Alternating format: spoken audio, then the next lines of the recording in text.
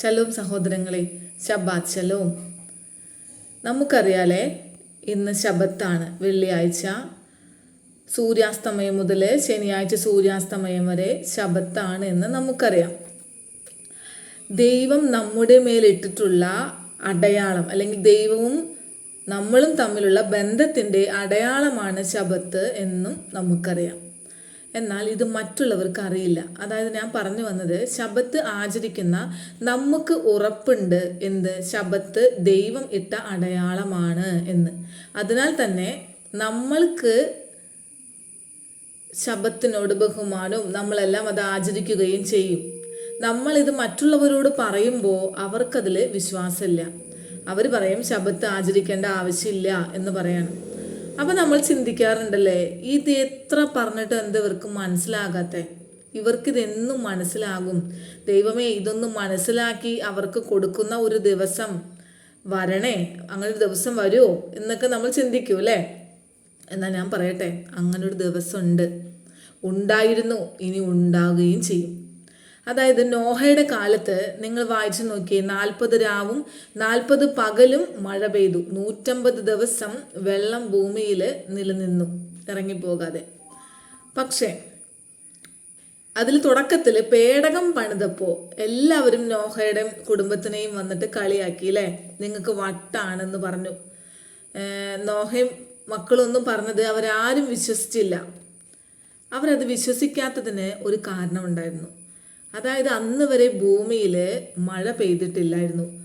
മഴ എന്താണ് എന്നറിയാത്ത അവരുടെ അടുത്ത് മഴ വരുന്നു, വെള്ളപ്പൊക്കം വരും എന്നൊക്കെ പറഞ്ഞാൽ അവർക്കത് അംഗീകരിക്കാൻ പറ്റില്ല. അതായത് അവരത് വിശ്വസിച്ചില്ല, അവർക്കത് വിശ്വസിക്കാൻ ബുദ്ധിമുട്ടായിരുന്നു. അന്ന് ഭൂമിയിൽ മഴയ്ക്ക് പകരം ഭൂമിയിൽ നിന്ന് ഒരു അടിയിൽ നിന്ന് ഒരു മഞ്ഞ് പൊങ്ങിയിട്ട് നിലം മുഴുവൻ നനച്ചിരുന്നു എന്നാണ്. നമ്മുടെ ഉൽപ്പത്തി 2:5 വായിച്ചാൽ അറിയാം. അങ്ങനെയായിരുന്നു മരങ്ങളെയും എല്ലാ ചെടികളെയും ഒക്കെ നനച്ചിരുന്നത്. ഭൂമിയിൽ നിന്ന് ഒരു ഈർപ്പം, ഒരു മഞ്ഞ് പൊന്തി വന്നിട്ട് അങ്ങനെയായിരുന്നു. അപ്പം അതുവരെ മഴ പെയ്തിട്ടില്ലായിരുന്നു. നമുക്കത് വായിച്ചു കഴിഞ്ഞിട്ടുണ്ടെങ്കിൽ നമുക്ക് മനസ്സിലാവും. നോഹയുടെ കാലത്ത് അവിടെ എഴുതി വെച്ചേക്കാണ്, ആകാശത്തിൻ്റെ ജനാലകൾ തുറക്കപ്പെട്ടു. ഉൽപ്പത്തി 7:11. അതായത് ഉൽപ്പത്തി 1:6 മുതൽ വായിച്ചാൽ അറിയാം നമുക്ക്, വെള്ളത്തിൻ്റെ മധ്യേ ഒരു വിധാനമുണ്ടായിരുന്നു. അതായത് വെള്ളത്തിനെ മുകളിലും താഴെയുമായിട്ട് ദൈവം തിരിച്ചു, മധ്യേ ഒരു വിധാനമുണ്ടാക്കി. ആ വിധാനത്തിന് ആകാശം എന്ന പേര് നൽകി എന്നാണ് അവിടെ എഴുതിയേക്കുന്നത്. അപ്പോൾ ഈ വചനപ്രകാരം നോഹയുടെ കാലത്ത് പ്രളയമുണ്ടായത് ആകാശത്തിൻ്റെ മുകളിലുണ്ടായിരുന്ന വെള്ളം മുഴുവനായി ഭൂമിയിലേക്ക് വന്നതാണ്. അപ്പോൾ അന്ന് വരെ മനുഷ്യരാരും കണ്ടിട്ടില്ലാത്ത മഴ വരുന്നു എന്ന് പറയുമ്പോൾ മറ്റു ജനങ്ങൾ ആരും വിശ്വസിച്ചില്ല. അങ്ങനെ നോഹയും മക്കളും പേടകമുണ്ടാക്കി ദൈവം പറഞ്ഞതനുസരിച്ച് അതിൽ വസിച്ചു. 40 രാവും 40 പകലും മഴ പെയ്തു. പക്ഷേ നിങ്ങളൊരു കാര്യം ശ്രദ്ധിക്കണം, ഈ വെള്ളം പൊങ്ങുന്നത് വരെ പെട്ടകം ഈ ഭൂമിയിലായിരുന്നല്ലേ. നോഹയും കുടുംബവും ഈ പെട്ടകത്തിൽ സുരക്ഷിതമായിട്ട് പെട്ടകത്തിൽ കഴിഞ്ഞു. പിന്നീട് ആ പെട്ടകമാണ് അവർക്ക് രക്ഷയായത്. വെള്ളം വന്നപ്പോൾ, മഴ പെയ്തു തുടങ്ങിയപ്പോൾ അവരതിൽ കയറി. പിന്നീട് വെള്ളം പൊങ്ങിയപ്പോൾ ഈ പെട്ടകവും അതോടൊപ്പം പൊങ്ങി അല്ലേ. അപ്പോൾ അവർക്ക് രക്ഷയായി തീർന്നത് ആ പെട്ടകമായിരുന്നു. അപ്പോൾ അവർ പൊങ്ങി, അവർ രക്ഷപ്പെടുന്നത്, അവരുടെ രക്ഷ മറ്റുള്ള ജനം കണ്ടു അല്ലേ. നിങ്ങൾക്ക് മനസ്സിലാക്കും. അപ്പോൾ ഇതൊന്ന് നിങ്ങൾ ശബത്തുമായിട്ട് റിലേറ്റ് ആയിട്ട് ചിന്തിച്ചു നോക്കി. അതായത് ഈ ഭൂമിയിൽ ശബത്ത് എന്ന പെട്ടകം പണിത് നാം അതിൽ വസിക്കുകയാണ്. നാളെ വെള്ളപ്പൊക്കം വരുന്ന നോഹ പറഞ്ഞ പോലെ തന്നെ എല്ലാവരും ശബത്താചരിക്കണം, അത് നിത്യരാജ്യത്തിലും ഉള്ളതാണ് എന്ന് നമ്മൾ എത്ര വിളിച്ചു പറഞ്ഞിട്ടും ആരും വിശ്വസിക്കുന്നില്ല. കാരണം എന്താ? അവർക്ക് ശബത്ത് എന്താണെന്ന് അറിയില്ല. പുരോഹിതന്മാർ അവർക്കത് പഠിപ്പിച്ചു കൊടുത്തിട്ടില്ല. എന്തിന്? പുരോഹിതന്മാർക്ക് പോലും അതൊന്നും അറിയില്ല. അപ്പോൾ ഇന്ന് ഈ ഭൂമിയിൽ അത് ആചരിക്കുന്നവർക്ക് നാളെ നിത്യരാജ്യത്തിലും ആചരിക്കാനുള്ള അവസരമുണ്ട്. അതായത് ആപത്ത് ദിവസം നോഹയും കുടുംബവും ആ പെട്ടകത്തിൽ സുരക്ഷിതരായിരുന്നത് പോലെ തന്നെ നാമും ആപത്ത് ദിവസത്തിൽ ശബത്ത് എന്ന ആ പെട്ടകത്തിൽ സംരക്ഷിക്കപ്പെടും എന്നാണ് ഞാൻ പറഞ്ഞു വരുന്നത്. കർത്താവിൻ്റെ വരവ് കെണിയായി മാറുന്നത് കാലത്തിൻ്റെ ഇരുട്ടിൻ്റെ മക്കൾക്കാണ്. ആപ വരുമ്പോൾ ശബത്ത് എന്ന പെട്ടകത്തിൽ നാം സുരക്ഷിതരായിട്ട് ഇരിക്കുമ്പോൾ ഈ ലോകത്തിലെ സകല ആളുകളും അത് തിരിച്ചറിയും. ഇന്ന് ശബത്ത് ആചരിക്കണ്ട, അതിൻ്റെ ആവശ്യമില്ല എന്ന് പറഞ്ഞിരുന്ന എല്ലാവരും അന്ന് ശബത്തിൻ്റെ ആവശ്യകത മനസ്സിലാക്കും. അപ്പോൾ നമ്മളും കാത്തിരിക്കുന്നത് ആ ദിവസത്തിന് വേണ്ടിയാണ്. അപ്പോൾ ശബത്ത് എന്ന പെട്ടകത്തിൽ സുരക്ഷിതരായിരിക്കുന്ന എൻ്റെ കൂട്ടു സഹോദരങ്ങളെ, നാളെ എങ്ങനെ നോഹയുടെ പെട്ടകം അവർക്ക് സുരക്ഷിതമായിരുന്നുവോ അതുപോലെ തന്നെ നാളെ നമ്മളും ശബത്ത് എന്ന പെട്ടകത്തിൽ നമ്മളും സുരക്ഷിതരായിരിക്കും. ശബത്ത് അടയാളമാക്കി നമ്മളും സുരക്ഷിതരായിരിക്കും. അപ്പോൾ എല്ലാവർക്കും ഒരിക്കൽ കൂടി ശബാത്ത് ശലോം. അപ്പോൾ ഇന്ന് ഞാനിനി പറയാൻ പോകുന്നത് ബൈബിളിലെ നായ്ക്കുട്ടികളെ കുറിച്ചാണ്. ബൈബിളിലെ നായ ആരാണ് എന്ന് നിങ്ങൾ ശ്രദ്ധിച്ചിട്ടുണ്ടോയെന്ന് അറിയില്ല. ബൈബിളിൽ പലയിടത്തും നായ്ക്കുട്ടികളെ പറ്റി പറയുന്നുണ്ട്. അത് ആരെ ഉദ്ദേശിച്ചാണ്, അതിനെ പറ്റിയാണ് ഞാൻ നിങ്ങളോട് പറയണത്. അത് ജാതികളെ പറ്റിയാണ് അല്ലേ. നായ്ക്കുട്ടികളെ ജാതികളോട് ഉപമിച്ചിട്ടാണ് നമ്മൾ പലയിടത്തും ബൈബിളിൽ കാണാം. പക്ഷെ ഞാൻ പറയുന്നു പ്രധാനമായിട്ടും അത് ക്രിസ്ത്യാനികളെ പറ്റിയാണ് എന്ന് ഞാൻ പറഞ്ഞാൽ മൊത്തം ക്രിസ്ത്യാനികൾ ഇളകി വരുമെന്ന് എനിക്കറിയാം. പക്ഷേ സത്യം അത് തന്നെയാണ്. അതായത് മർക്കോസ് 7:27 അവിടെ കാനാന്യ സ്ത്രീയും യേശുവായും തമ്മിലുള്ള സംഭാഷണത്തിൽ പറയുന്നുണ്ട്, ആദ്യം മക്കൾ തൃപ്തരാകട്ടെ, മക്കളുടെ അപ്പം എടുത്ത് നായ്ക്കുട്ടികൾക്ക് ഇട്ടുകൊടുക്കുന്നത് ഉചിതമല്ല. അപ്പം ഇതിൽ നിന്ന് ആരാണ് മക്കൾ, ആരാണ് നായ്ക്കുട്ടികൾ എന്ന് വ്യക്തമാണ്. ദൈവത്തിൻ്റെ സ്വന്തം മക്കള് യഹൂദന്മാരാണല്ലേ. അപ്പം അവർക്ക് വേണ്ടിയിട്ടാണ് യേശുവ വന്നത്, ദൈവം മനുഷ്യനായി വന്നത്. പിന്നെ നായ്ക്കുട്ടികൾ അത് ക്രിസ്ത്യാനികളായ ജാതികളാണ്. ക്രിസ്ത്യാനികളാണ് അവിടെ ഉദ്ദേശിച്ച നായ്ക്കുട്ടികൾ എന്ന് ഞാൻ പറയാനായിട്ട് എന്താ കാരണം എന്ന് വെച്ചാൽ അവിടെ നായ്ക്കുട്ടി എന്നാ പറയുന്നത്, നായ എന്നല്ല. നായ്ക്കുട്ടി എന്ന് പറയുമ്പോൾ വേണ്ടത്ര പ്രാക്ടീസ് കിട്ടാത്ത, പക്വത ലഭിക്കാത്ത, അതായത് വചനം എടുത്തിട്ട് വേണ്ടത്ര പക്വത പ്രാപിക്കാത്തത് കൊണ്ട് തെറ്റിപ്പോയവ, അങ്ങനെയാണ് അവിടെ വ്യക്തമാക്കുന്നത്. അതായത് നായ്ക്കുട്ടി എന്ന് പറഞ്ഞാൽ നായയല്ലല്ലോ, അപ്പോൾ വേണ്ടത്ര പ്രാക്ടീസ് ലഭിച്ചിട്ടില്ല. അതുകൊണ്ടാണ് ഞാൻ ക്രിസ്ത്യാനികൾ എന്ന് പറഞ്ഞത്. ഇപ്പം മറ്റുള്ള ജാതികളായിരുന്നു എങ്കിൽ മക്കളുടെ അപ്പം കഴിക്കാൻ വരില്ലായിരുന്നു. കാരണം അവർ കേട്ടിട്ടില്ല, അവർ കണ്ടിട്ടില്ല. എന്നാൽ ക്രിസ്ത്യാനിയുടെ കാര്യം അതല്ല. അവൻ തുടക്കം നോക്കുകയാണ് എങ്കിൽ കേട്ടിട്ടുണ്ട്, കണ്ടിട്ടുണ്ട്, രുചിച്ചിട്ടുണ്ട്. സ്വന്തം മക്കളുടെ അപ്പം എടുത്ത് ദൈവം അവർക്ക് കൊടുത്തിട്ടുമുണ്ട്. അറിഞ്ഞവർക്ക് അടി കൂടുന്ന ബൈബിളിൽ പറയണേ. അപ്പോൾ ഏത് ജാതിയിൽ ജനിച്ചവരായിരുന്നാലും ഒരു ആത്മീയ കാഴ്ചപ്പാട് ഓരോരുത്തർക്കും ഉണ്ടാകും.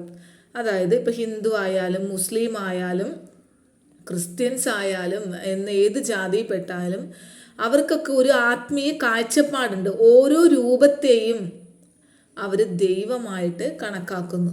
ആ രൂപം തന്നെ രക്ഷിക്കുമെന്ന് വിശ്വസിക്കുന്നു, ആ രൂപത്തോട് പ്രാർത്ഥിക്കുന്നു. പക്ഷെ ഇതൊക്കെ വെറും ഒരു കാഴ്ചപ്പാട് മാത്രമാണ്. ശരിയാകണമെന്നില്ല എന്നല്ല, ശരിയല്ല, ഒരു വ്യക്തതയില്ല അല്ലേ. ഞങ്ങളെ രക്ഷിക്കുമെന്ന് വിശ്വസിക്കുന്നു. പക്ഷെ യഹൂദനെ സംബന്ധിച്ചിടത്തോളം ദൈവവുമായിട്ടുള്ള ബന്ധം ഒരു ആത്മീയ കാഴ്ചപ്പാടല്ല, ഒരു വിശ്വാസം മാത്രമല്ല. അവർ കണ്ടിട്ടുള്ളവരാണ്, കേട്ടിട്ടുള്ളവരാണ്, രുചിച്ചറിഞ്ഞിട്ടുള്ളവരാണ്. ഞാൻ ഉദ്ദേശിച്ചത് ദൈവത്തിനെ. അതായത് ദൈവം എന്നുള്ള ഒരു വിശ്വാസം മാത്രമല്ല അവരിലുള്ളത്, അവരോടൊപ്പം ജീവിക്കുന്ന ജീവനുള്ള ദൈവം. ആ ദൈവത്തിനെ അവർ പല രൂപത്തിൽ കണ്ടിട്ടുള്ളവരാണ്. ദൈവത്തിൻ്റെ ശബ്ദം കേട്ടിട്ടുണ്ട്. മാത്രമല്ല ദൈവത്തെ അവർ പല അത്ഭുതങ്ങളിലൂടെയും നേരിട്ട് രുചിച്ചറിഞ്ഞവരാണ്. അപ്പം അങ്ങനെയാണ് അവർ ദൈവത്തിൻ്റെ സ്വന്തം മക്കളാണ് എന്ന് നമുക്ക് തിരിച്ചറിയാൻ പറ്റിയത്.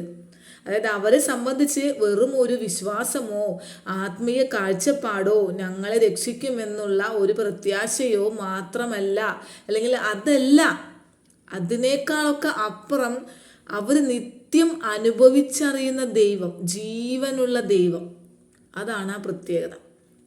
ഇപ്പം നിങ്ങൾ പറയും, അപ്പം ഞങ്ങൾക്ക് എന്താ, ക്രിസ്ത്യാനികൾക്ക് രക്ഷയില്ലേ, ഞങ്ങളും ദൈവത്തിൻ്റെ മക്കളല്ലേ എന്ന് ചോദിക്കും. ക്രിസ്ത്യാനികൾ ദൈവത്തിൻ്റെ മക്കളാകുന്നത് എപ്പോൾ, എങ്ങനെ എന്ന് ഞാൻ നിങ്ങൾക്ക് വിശദീകരിച്ചു തരാം. അതായത് ഈ വചനത്തിൽ പറയുന്നത് ആദ്യം മക്കൾ തൃപ്തരാകട്ടെ എന്നാണ്, എന്നിട്ട് ജാതിയായ നായ്ക്കുട്ടികളായ നിനക്ക് തരും. അപ്പം ഇവിടുന്ന് സെക്കൻഡ് സ്ഥാനമാണ് ഇവിടെ നായ്ക്കുട്ടികൾക്കുള്ളത്. മനസ്സിലായി? അപ്പം അത് നിങ്ങൾ മനസ്സിലാക്കണം, നിങ്ങൾ ദത്തുപുത്രന്മാരാണ്. സ്വന്തം മക്കളോട് ചേർന്ന് നിന്നാൽ അവർക്ക് കൊടുക്കുമ്പോൾ നിനക്കും തരും എന്നല്ലാതെ അവരെ തള്ളിക്കളഞ്ഞ് ഞങ്ങളാണ് യഥാർത്ഥ മക്കള്, ഞങ്ങളാണ് യഥാർത്ഥ ഇസ്രായേൽക്കാര് എന്ന് പറയുകയും എന്നാൽ അതോടൊപ്പം ദൈവം പറഞ്ഞ കാര്യങ്ങൾ അനുസരിക്കാതിരിക്കുകയും ചെയ്താൽ, സ്വന്തം മക്കൾ ദൈവം പറഞ്ഞ കാര്യങ്ങൾ അനുസരിക്കുന്നുണ്ട്, നിങ്ങൾ ദത്തുമക്കളാണെങ്കിൽ നിങ്ങൾ മക്കളോടൊപ്പം ചേർന്ന് നിൽക്കുകയേ വേണ്ട, അവരെ പോലെ ദൈവത്തെ അനുസരിക്കുക വേണ്ടേ, അതൊന്നും അനുസരിക്കാനും പറ്റില്ല. എന്നാൽ നിങ്ങൾ പറയും ചെയ്യും ഞങ്ങളാണ് സ്വന്തം മക്കളെ, യഹൂദനെ ദൈവം തള്ളിക്കളഞ്ഞു എന്ന്.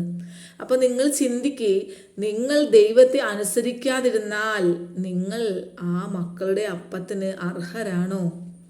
എസെക്കിയേൽ 33:24 പറയുന്നുണ്ട്, അബ്രഹാം ഏകനായിരിക്കെ അവന് ദേശം അവകാശമായി ലഭിച്ചു, ഞങ്ങളോ പലരായിരിക്കുന്നു, ഈ ദേശം ഞങ്ങൾക്ക് അവകാശമായി ലഭിക്കും എന്ന് പറയുന്ന വഴിതെറ്റിപ്പോയവരുടെ ഒരു ഹുങ്ക് നമുക്കവിടെ കാണാൻ പറ്റും. ഇത് കറക്റ്റ് ക്രിസ്ത്യാനിക്ക് ചേരും. ഞാൻ വായിച്ചപ്പോൾ, അതായത് ക്രിസ്ത്യാനിയാണ് ഇന്ന് അത് പറയണത്, ഞങ്ങൾ കൂട്ടമായിട്ട് ദൈവത്തിൻ്റെ യഥാർത്ഥ മക്കളാണ്, അപ്പം ഞങ്ങൾക്ക് ദേശം അവകാശമായിട്ട് ലഭിക്കും ഇന്ന്. അപ്പം അവരോട്, അതായത് ആ എസെക്കിയേൽ പ്രവാചകന്റെ അതിനകത്ത് ആ ബുക്കിൽ 33:24 മുതൽ വായിച്ചു നോക്കിയാൽ അവരോട് ദൈവം കൊടുക്കുന്ന ഒരു സൂപ്പർ മറുപടി ഉണ്ട്. ഒരു പേജ് ഫുള്ളുണ്ട്, അത് നിങ്ങളൊന്ന് വായിച്ചു നോക്കണം. അതിൽ കുറച്ച് ഞാനൊരു കൺക്ലൂഷൻ തരാം. അപ്പോൾ അത് ക്രിസ്ത്യാനികൾക്ക് നന്നായിട്ട് ചേരും. അതെങ്ങനെയാണ്? നിങ്ങൾ മാംസം രക്തത്തോടുകൂടെ തിന്നുകയും നിങ്ങളുടെ വിഗ്രഹങ്ങളെ നോക്കി നമസ്കരിക്കുകയും രക്തം ചൊരിയുകയും ചെയ്യുന്നു. ഇങ്ങനെ മ്ലേച്ഛത പ്രവർത്തിക്കുന്ന നിങ്ങൾ ദേശം കൈവശമാക്കുമോ? സൂപ്പർ മറുപടിയില്ലേ? ഇന്ന് ക്രിസ്ത്യാനികൾ വിഗ്രഹങ്ങളെ നോക്കി നമസ്കരിച്ചും സകല മ്ലേച്ഛതകളും ഓടി നടന്ന് വ്യഭിചരിക്കുന്ന പോലെ എന്തൊക്കെയാ അല്ലേ? ദൈവം എന്തൊക്കെ ചെയ്യരുത് എന്ന് പറഞ്ഞിട്ടുണ്ടോ അതെല്ലാം ഓടി നടന്ന് ചെയ്യുന്ന സ്വഭാവം. നല്ലത് കാണിച്ചിട്ട് ദൈവം ഇന്ന് നല്ലത് ആണ് ഞാൻ ചെയ്യുന്നത് എന്ന് ബോധിപ്പിച്ചിട്ട് സാത്താൻ നേരെ ദൈവത്തിൻ്റെ ഓപ്പോസിറ്റ് കാര്യങ്ങൾ ഇന്ന് ക്രിസ്ത്യാനികളെ കൊണ്ട് ചെയ്യിപ്പിക്കുകയാണ്.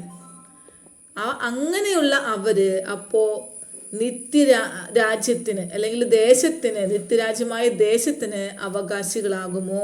നിങ്ങൾ പറ. അവർ വചനങ്ങളെ കേൾക്കുന്നു, അത് 32-ാമത്തെ വാക്യാണ്. അവർ വചനങ്ങളെ കേൾക്കുന്നു പക്ഷെ ചെയ്യുന്നില്ല താനും. അങ്ങനെ എഴുതിയേക്കാം. ക്രിസ്ത്യാനികളല്ലേ അപ്പോൾ ഉദ്ദേശിച്ച് നോക്ക്. ഇനി അങ്ങനെയുള്ളവർക്ക് എന്താ വരാൻ പോണേന്ന് അവിടെ എഴുതിയിട്ടുണ്ട്. ശൂന്യ സ്ഥലങ്ങളിൽ പാർക്കുന്നവർ വാളുകൊണ്ട് വീഴും, വെളിമ്പ്രദേശത്തുള്ളവരെ ഞാൻ മൃഗങ്ങൾക്ക് ഇരയായി കൊടുക്കും, ഗുഹയിൽ പോയി ഒളിച്ചാലും മഹാമാരി കൊണ്ട് മരിക്കും. മനസ്സിലായോ? അതാണ് ഇന്ന് നടക്കുന്നത്. താൻ കുഴിച്ച കുഴിയിൽ താൻ തന്നെ വീഴുന്ന അവസ്ഥ. നമ്മൾ സേഫാണ് എന്ന് വിചാരിച്ചിരിക്കെ തന്നെ കർത്താവിൽ നിന്ന് അടി കിട്ടും, എവിടെ പോയി ഒളിച്ചാലും. അപ്പം നിങ്ങൾ പറയും അടി കിട്ടണതൊക്കെ ഒരുമിച്ചല്ലേ, നിങ്ങൾക്കും കൂടെ കിട്ടുകയല്ലേ? ആയിരിക്കാം.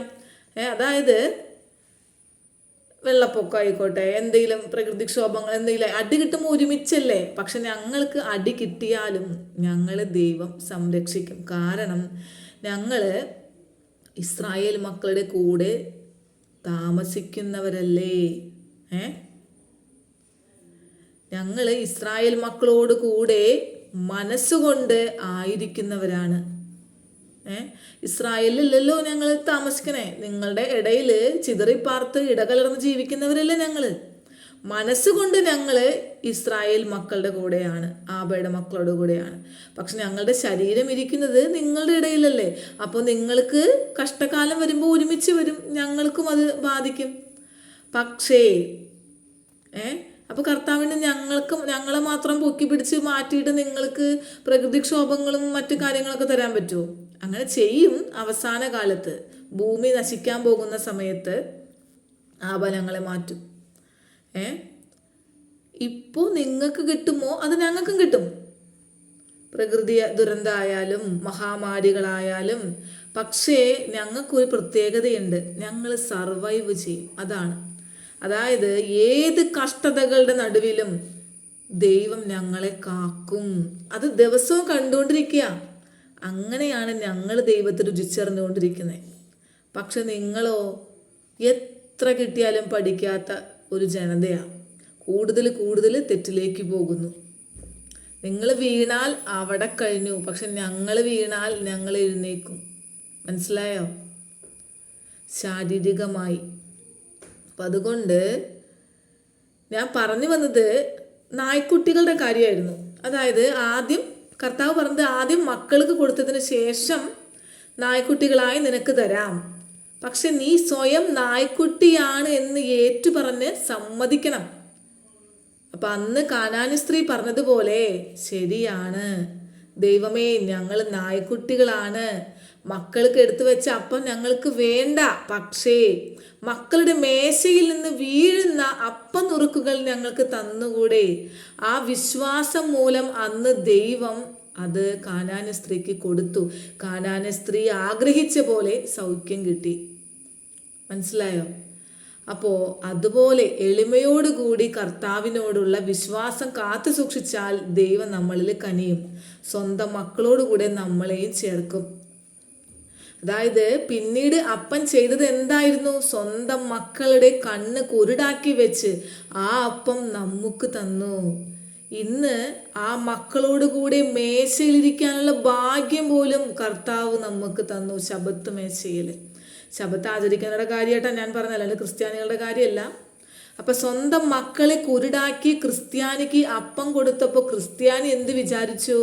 അപ്പൻ സ്വന്തം മക്കളെ തള്ളിക്കളഞ്ഞു, അവരെ എടുത്തു മാറ്റി എന്ന് വിചാരിച്ച് സ്വയം അങ്ങോട്ട് ഇസ്രായേൽക്കാരാണ് എന്ന് പുരോഹിതരിലൂടെ സാത്താൻ അവരെ അങ്ങോട്ട് പഠിപ്പിച്ചു. അതിന് പിന്നിൽ കളിച്ചത് സാത്താനാണ്. കാരണം അവൻ്റെ ആഗ്രഹം ദൈവത്തെ പോലെ ആകണമെന്നാണ്. ദൈവം എന്ത് അവരോട് പറഞ്ഞുവോ, ചെയ്യരുത് എന്ത് പറഞ്ഞുവോ അത് ചെയ്യാനായിട്ട് സാത്താൻ പഠിപ്പിക്കുക. നേരെ ഓപ്പോസിറ്റ്. അപ്പം അതിന് വേണ്ടിയിട്ട് അവൻ ഇപ്പോൾ ഈ കാലഘട്ടത്തിൽ കൊണ്ടുവന്നിട്ടുള്ള ഒരു അജണ്ടയെയാണ് ഞാൻ പറയുന്നത്. ബൈബിളിൽ പലയിടത്തും നായയെ പറ്റി പറയുന്നുണ്ട്. പക്ഷേ എല്ലാ ഉദാഹരണവും ഒത്തുചേർന്ന് വരുന്നത് സാത്താനോട് ഇണചേരുന്ന ഒരു മൃഗം, അല്ലെങ്കിൽ സാത്താൻ്റെ സ്വഭാവം ചേർന്ന് വരുന്ന ഒരു മൃഗമാണ് നായ എന്ന നിലയ്ക്കാണ്. അപ്പം അതിനുള്ള ഉദാഹരണങ്ങൾ ഞാൻ പറയാം.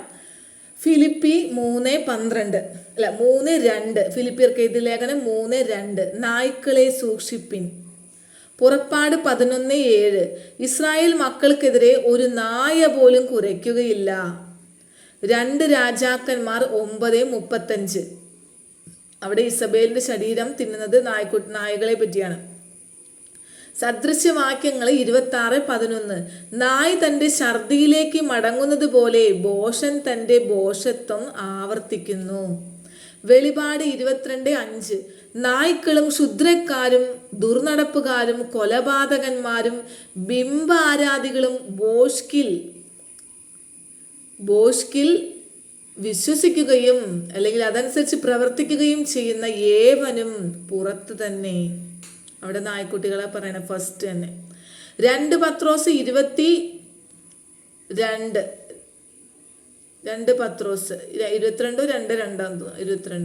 സ്വന്തം ഛർദിയിലേക്ക് മടങ്ങിയ നായ. ഏശയ്യ 56:10 അവരെല്ലാവരും അവിടെ എഴുതിക്കാണ്, അവരെല്ലാവരും കുരപ്പാൻ കഴിയാത്ത ഊമ നായ്ക്കൾ തന്നെ. അവർ പ്രിയരായിട്ട് സ്വപ്നം കണ്ട് കിടന്നുറങ്ങുകയാണ്. ഈ നായ്ക്കൾ ഒരിക്കലും തൃപ്തിപ്പെടാത്ത കൊതിയന്മാരാണ്.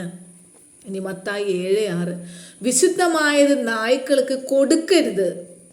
മത്തായി 7:15, കള്ളപ്രവാചകന്മാർ ആടുകളുടെ വേഷം പൂണ്ട് നിങ്ങളുടെ അടുക്കൽ വരുന്ന, എന്താ പറയാ, നിങ്ങളുടെ അടുക്കലേക്ക് വരുന്നു. അകമേ ആരവര് കടിച്ചു കീറുന്ന ചെന്നായ്ക്കളാകുന്നു. പുറമേ അവര് ആടുകളെ പോലെ ഇരിക്കെങ്കിലും അകമേ അവര് കടിച്ചു കീറുന്ന ചെന്നായ്ക്കളാകുന്നു, നായ്ക്കൾ പോലെ. ഇനി അപ്പസ്തോലന്മാരുടെ പ്രവർത്തികൾ 20:29, ഞാൻ പോയ ശേഷം ആട്ടിൻകൂട്ടത്തെ ആദരിക്കാത്ത കൊടിയ ചെന്നായ്ക്കൾ നിങ്ങളുടെ ഇടയിൽ കിടക്കും. മനസ്സിലായോ? ആട്ടിൻകൂട്ടം എന്ന് പറയുമ്പോൾ തന്നെ അത് ആബയുടെ മക്കളാണ്. അവരെ ആദരിക്കാത്ത കൊടിയ ചെന്നായ്ക്കൾ നിങ്ങളുടെ ഇടയിൽ കിടക്കും. അപ്പം ഇനിയുണ്ട് ബൈബിളിൽ നായയെ കുറിച്ച് പല സ്ഥലത്തും കുറേ അധികം കാര്യങ്ങൾ പറഞ്ഞിട്ടുണ്ട്. പിന്നെ സങ്കീർത്തനം 22:16, നായ്ക്കൾ എന്നെ വളർന്നിരിക്കുന്നു. അപ്പോൾ ബൈബിളിൽ വ്യത്യസ്തമായി പല സ്ഥലങ്ങളിലും നായയെ പറ്റി പരാമർശിച്ചിട്ടുണ്ട് എങ്കിലും എല്ലാം കൂടി വായിക്കുമ്പോൾ നമുക്ക് നായയെ ഒരു അശുദ്ധതയുടെയോ അല്ലെങ്കിൽ ദുഷ്ടരുടെയോ ശത്രുവിൻ്റെയോ ഒക്കെ സാത്താൻ്റെ സ്വഭാവം വെളിപ്പെടുത്തുന്ന ഒരു മൃഗമായിട്ടാണ് ബൈബിളിൽ നായയെ പരാമർശിച്ചിരിക്കുന്നത്. ടോട്ടലി പറഞ്ഞാൽ ദൈവത്തിന് മക്കൾക്കാണ് സ്ഥാനം, അത് കഴിഞ്ഞേ നായ്ക്കൾക്ക് ഉള്ളൂ, നായ്ക്കുട്ടികൾക്ക് ഉള്ളൂ, അല്ലെങ്കിൽ നായയ്ക്ക് ഉള്ളൂ. നായ എന്നത് വില കൊടുക്കാൻ പാടില്ലാത്ത എന്ന് പറഞ്ഞാൽ മനുഷ്യനേക്കാളും വില ഒരിക്കലും നായ്ക്കൾക്കോ അല്ലെങ്കിൽ മറ്റു ജന്തുക്കൾക്കോ വരാൻ പാടില്ല എന്നാണ് ദൈവം കണക്കാക്കുന്നത്. ദൈവം അങ്ങനെ തന്നെയാണ് സൃഷ്ടിച്ചത് അല്ലേ? മനുഷ്യനെ സൃഷ്ടിച്ചിട്ട് നീ അവരുടെ മേലെ ഭരിച്ചോളാൻ പറയുക ചെയ്ത്. എന്നാൽ നേരെ ഓപ്പോസിറ്റ് സ്വഭാവം ഇന്ന് സാത്താൻ നമ്മളിലേക്ക് ഇൻജക്റ്റ് ചെയ്യാണ്. അതായത് ദൈവം എന്ത് കാണിക്കാൻ പറഞ്ഞുവോ നമ്മളുടെ അടുത്ത്, അത് നേരെ ഓപ്പോസിറ്റായിട്ട് നമ്മളെ സാത്താൻ ഇന്ന് പഠിപ്പിച്ചുകൊണ്ടിരിക്കുക. ദൈവത്തെ തോൽപ്പിക്കാൻ നടക്കുന്ന സാത്താൻ, ദൈവം പറഞ്ഞതിന് ഓപ്പോസിറ്റായിട്ട് മനുഷ്യനെ കൊണ്ട് ചെയ്യിപ്പിക്കാൻ നടക്കുന്ന സാത്താൻ. മക്കൾക്കുള്ളത് നായ്ക്കുട്ടിക്ക് കൊടുക്കില്ല എന്ന് ദൈവം പറഞ്ഞപ്പോൾ സാത്താൻ എന്ത് ചെയ്തു? മക്കളോടൊപ്പം നായ്ക്കുട്ടിയെ ഒരു സ്ഥാനത്തിരുത്തി. അല്ലെങ്കിൽ മനുഷ്യനേക്കാളും വില നായ്ക്കുട്ടിക്ക് കൊടുക്കുന്ന തരത്തിൽ മനുഷ്യനെ അധഃപതിപ്പിച്ചു. ഇന്ന് മക്കളെ വേണ്ട, നായ മതി എല്ലാവർക്കും. പല ആവശ്യങ്ങൾക്കും നായയെ ഉപയോഗിക്കുന്നു. അശുദ്ധമായ പല എന്താ പറയുക സുഖങ്ങൾക്കും എന്ന് വേണ്ട എല്ലാത്തിനും നായയെ ട്രെയിൻ ചെയ്യിച്ച് കിടക്കയിൽ വരെ കൂടെ കിടത്തുന്ന മനുഷ്യരാണിന്ന്. മക്കൾ പുറം ദേശത്തേക്കൊക്കെ പോകുമ്പോൾ കാരണന്മാർക്ക് കൂട്ടുകൊടുക്കുന്നത് നായയാണ്. മക്കളില്ലാത്ത ദമ്പതിമാർ ദത്തെടുക്കുന്നത് നായയാണ്. കല്യാണം കഴിക്കാൻ ആഗ്രഹിക്കാത്ത ആണുങ്ങളായാലും പെണ്ണുങ്ങളായാലും കൂട്ടിന് നായ മതി. പ്രസവിക്കാൻ പറ്റാത്ത പെണ്ണുങ്ങൾക്ക് മക്കള് വേണ്ട, നായ മതി. പിന്നെ സ്റ്റാറ്റസ് കാണിക്കാൻ, വാക്കിങ്ങിന് കൊണ്ടുപോകാൻ, പല മത്സരങ്ങൾ മത്സരിപ്പിക്കാൻ, അങ്ങനെ ജീവിതം മുഴുവൻ നായ നക്കിയ അവസ്ഥയാണ്. നായ ഇല്ലാതെ ഇന്ന് ജീവിതമില്ലാത്ത അവസ്ഥയാണ്. ഇന്ന് ഇങ്ങനെ മനുഷ്യനെ കൊണ്ടെത്തിച്ചത് സാത്താനാണ്. സാത്താൻ്റെ ഒരൊറ്റ ചിന്തയാണ്, അത് ദൈവം പറഞ്ഞത് എതിർക്കണം. ദൈവം അനുസരിപ്പിക്കാൻ ശ്രമിച്ചത് മനുഷ്യരെ കൊണ്ട് തെറ്റിപ്പിക്കണം.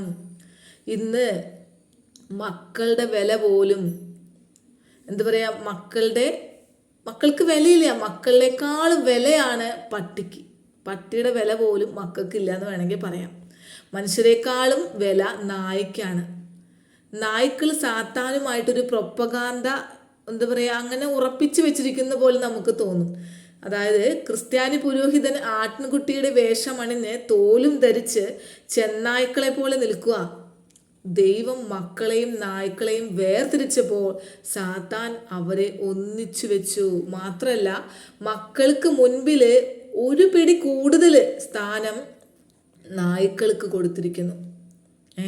അപ്പം ഇങ്ങനെ കൊടുത്തപ്പോൾ എന്തുണ്ടായി? ക്രിസ്ത്യാനികളുടെ മനസ്സിൽ ഒരു ചിന്ത വന്നു, തങ്ങൾ ഇസ്രായേൽക്കാരെക്കാൾ ഒരു പടി മുൻപിലാണ്. സ്വന്തം മക്കൾ ഇസ്രായേൽക്കാരാണെന്ന് ക്രിസ്ത്യാനിക്കറിയാം.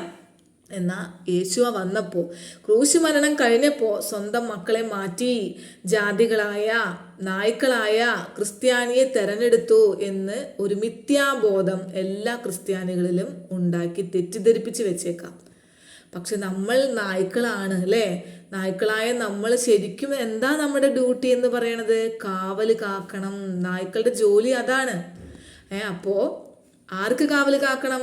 ആബയുടെ മക്കൾക്ക്, സ്വന്തം മക്കൾക്ക് വേണ്ടി കാവൽ കാക്കാൻ നിയോഗിച്ചവരാണ് നായ്ക്കുട്ടികളായ നമ്മള്. അപ്പൊ യഹൂദനെ തൊട്ടാൽ കാവൽ നായ്ക്കളായ നിങ്ങൾ എന്ത് ചെയ്യണം? ആ നന്ദി കാണിച്ച് കൊടുക്കണം അല്ലേ? കടിച്ചു കീറണം. ഒരു കാവൽ നായ അതിൻ്റെ സ്ഥാനം കണ്ടറിഞ്ഞ് വേണം നിൽക്കാനായിട്ട്. ദാവീദ് പോലും ഇങ്ങനെ പറയാ, സങ്കീർത്തനം 84:10, ദുഷ്ടന്മാരുടെ കൂടാരങ്ങളിൽ പാർക്കുന്നതിനേക്കാൾ എൻ്റെ ദൈവത്തിൻ്റെ ആലയത്തിൽ വാതിൽ കാവൽക്കാരനായിരിക്കുന്നതാണ് ഏറെ ഇഷ്ടം. അപ്പം ആ എളിമ നോക്കി, കാവല് നിൽക്കുക എന്നുള്ളത്. അപ്പം ആ എളിമയാണ് നമുക്ക് വേണ്ടത്. സ്വന്തം നില നമ്മൾ മനസ്സിലാക്കണം. നമ്മൾ കാവൽ നായ്ക്കൾ മാത്രമാണ്. കർത്താവിന് നമ്മോട് തോന്നിയത് കരുണയാണ് എന്ന് മനസ്സിലാക്കണം. നിങ്ങൾ ശബത്ത് മുറുകെ പിടിക്കണം. മണ്ണെ പ്രതി മാണിക്യം കൈവിടരുത് അല്ലേ? അപ്പോൾ മരണം വരെ എന്തു വന്നാലും ശബത്തിൻ്റെ വാല്യൂ അറിഞ്ഞ് അത് മുറുകെ പിടിക്കണം. എപ്പോഴും ഒരു ബോധം നമുക്ക് വേണം, നമ്മൾ ആബയുടെ സ്വന്തം മക്കളല്ല, നമ്മൾ ദത്തുപുത്രന്മാരാണ്. നമ്മൾ കാവൽ കാക്കാനായിട്ടുള്ള നായ്ക്കുട്ടികളെ പോലെയാണ്. പക്ഷേ നമ്മൾ യഹൂദന്മാരോട് കൂടി ചേർന്നാൽ അവരെക്കാൾ ഉപരി ആബ നമുക്കൊരു സ്ഥാനം തരും. നമ്മളെ സ്നേഹിക്കും, കൊണ്ടു നടക്കും.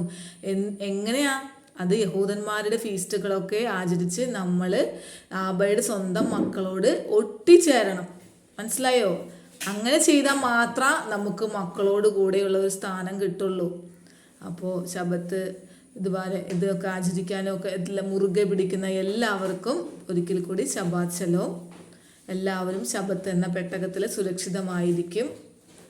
ഒരു പ്രകൃതി ദുരന്തങ്ങൾ എന്ത് വന്നാലും എവിടെയായിരുന്നാലും നമ്മയെല്ലാം നമ്മുടെ ആബ കാക്കും. അത് നമുക്കറിയാം അല്ലേ? അപ്പോൾ ഞാൻ നിർത്താണ്. ഇന്ന് നിങ്ങളെ പഠിപ്പിക്കുന്ന ഹീബ്രു വേർഡ് നായയെ എന്താണ് ഹീബ്രുവിൽ പറയാന്ന്? കെലേവ്, KELEV, കെലേവ് എന്നാണ് പറയുന്നത്. അപ്പോൾ ഇതുവരെ എന്നെ കേട്ട എല്ലാവർക്കും ഒരിക്കൽ കൂടി ശബാത്ത് ശലോം. തോദാ റബ്ബ.